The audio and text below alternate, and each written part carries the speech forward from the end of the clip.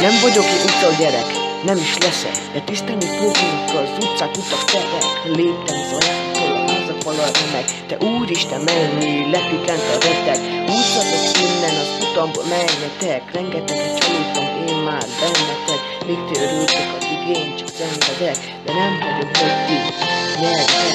Mentem egyenest, sokat szenvedtem, cél útjába, senkit nem engedtem. Az életem az edzésre szenteltem, és ezért kell halálni szenvedek. Az életemre mondom, hogy szétbaszok én mindent, szétbaszok én mindent, míg nem látom meg Isten, suttogja a fülembe, hogy ennek már vége. Én ordítom majd neki, mégse esetek én térdre.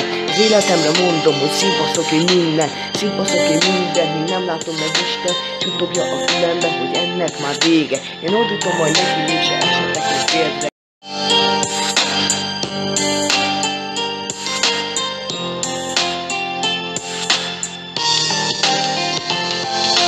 Nem vagyok egy 200 kilós vadállat, de ne higgyék azt, hogy bárki az utamba állhat, meg azt sem, hogy bárki a helyembe szállhat, hogy én feladjam arra, mindenki várhat. Nem az évek, míg én fiatalabb leszek, annál is csak tudok én rátok annyit velek, hiába áll mögöttetek egy sereg. Nem érnek semmit, hiszen ők csak evek.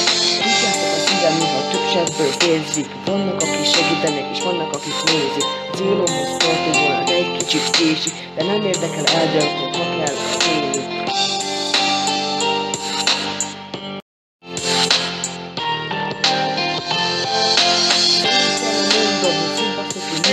Szétbaszok én mindent, míg nem látom meg Isten, suttogja a fülembe, hogy ennek már vége. Én ordítom majd neki, mégse esetek én térdre. Az életemre mondom, hogy szétbaszok én mindent, szétbaszok én mindent, míg nem látom meg Isten, suttogja a fülembe, hogy ennek már vége. Én ordítom majd neki, mégse esetek én térdre.